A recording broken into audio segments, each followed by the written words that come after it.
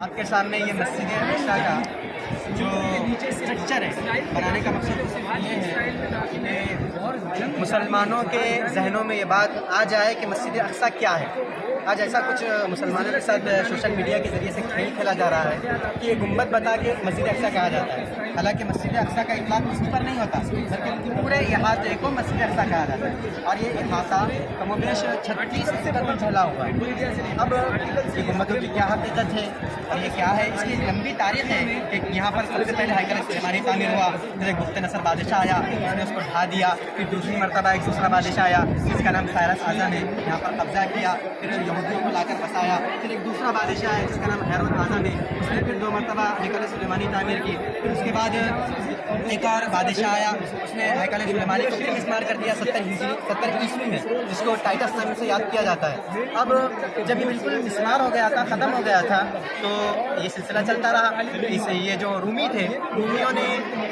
4 صدی عیسوی میں عیسائی مذہب قبول کر لیا اور یہاں پر اس علاقے میں گرجے گھر بنائے۔ یہ علاقہ عیسائیوں کے لیے بڑا مقدس ہے، کیونکہ اس علاقے کے باہر جو شہر آباد ہے وہاں بیت اللحم نامی ایک شہر ہے، وہاں پر حضرت عیسیٰ علیہ السلام کی پیدائش کی جائے، پیدائش ہے حضرت عیسیٰ علیہ السلام کی۔ اب اس سے بھی ان کو مناسبت ہے، ان کا عقیدہ یہ ہے کہ یہاں پر ایک مقبرہ ہے وہ حضرت عیسیٰ علیہ السلام کا ہے، لیکن مسلمانوں کا عقیدہ یہ ہے کہ یہاں کوئی مقبرہ وغیرہ نہیں ہے، بلکہ یہاں تو ایک مسجد ہے جسے مسجد مروان کہا جاتا ہے، حضرت عیسیٰ علیہ السلام کو اوپر اٹھا لیا گیا تھا۔ اب مختصراً آپ کو اس ڈھانچے کے بارے میں سمجھانا ہے، وہ یہ کہ یہ جو حصہ ہے اس کے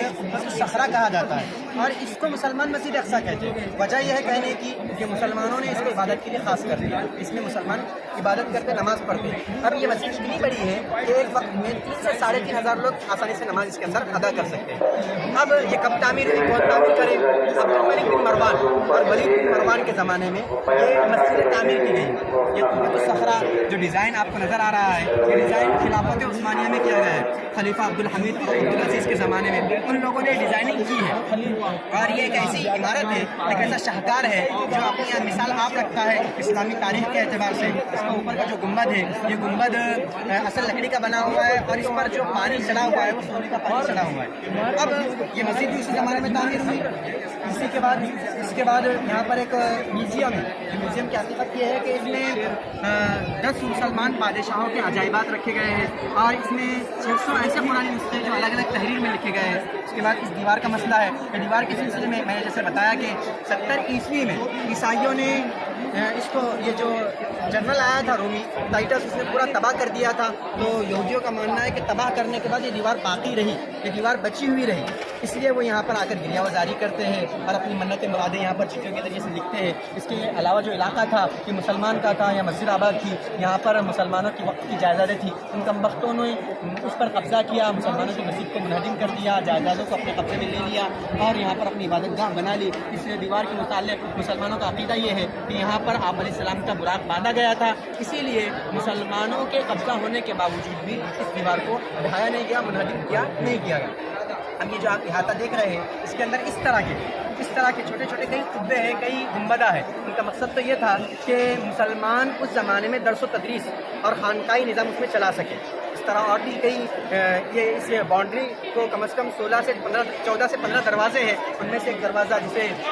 گولڈن گیٹ کہا جاتا ہے وہ مسلمانوں کی بنایا گیا اور نشانی کے طور پر یہاں پر ایک فاؤنٹین ہے، یہ صلاح الدین ایوبی نے تعمیر کیا تھا مسلمانوں کی سہولیات کے لیے۔ اس کے اندر 25 کنویں ہیں، وہ کنویں بھی مسلمانوں کے لیے پانی کے لیے بنائے گئے آسانی کے طور پر، اور کئی سبیلیں ہیں، اسی طرح اور بھی مینارے وغیرہ یہاں پر بنائے گئے ہیں، آپ اسے بآسانی دیکھ سکتے ہیں۔ یہ مسجد کے ساتھ ہماری مذہبی آستہ جڑی ہوئی ہے اور اس مسجد کے ساتھ ہمارا بڑا گہرا تعلق ہے، اس لیے ہمارے ذہنوں سے جو مسجد نکل رہی ہے مسجد اقصیٰ کہ ہمارے ذہنوں سے یہودی سازشوں کی بنیاد پر نکال دیا جا رہا ہے، اس لیے کوشش اور فکر اس بات کی کرے، اور ہمارا مقصد بھی یہ ہے کہ مسلمانوں کو یہ بات سمجھ میں آئے کہ مسجد کیا ہے، مسجد کی حقیقت کیا ہے۔ تو آپ کوشش اور فکر کریں، ہم تو مقاومتی طور پر ان سے مدافعات اور جھگڑا تو نہیں کر سکتے، وہاں رہ کر، وہاں تو ہم نہیں ہیں، وہاں سے دور ہے ہمارا۔ اب ہمیں یہ کرنا چاہیے کہ دور بیٹھے ہوئے اپنے رب کے دربار میں اپنے ہاتھوں کو دراز کریں، اپنے ہاتھوں کو دراز کریں اور اللہ سے دعا کریں کہ اللہ یہ مسجد جیسے ازل سے مسجد تھی ابد تک بھی مسجد باقی رہے،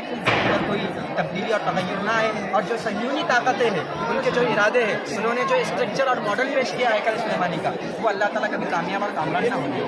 اللہ تعالیٰ سے دعا ہے اللہ تعالیٰ اس مقصد میں انہیں کامیاب نہ کرے اور اس مسجد کو تا قیامت باقی رکھے۔ کے اندر کیا اس کے اندر وہ مسجد کے طور پر ہی استعمال ہوتا ہے اور اس کے اندر الگ الگ مطلب سکے مرمر وغیرہ لگا کر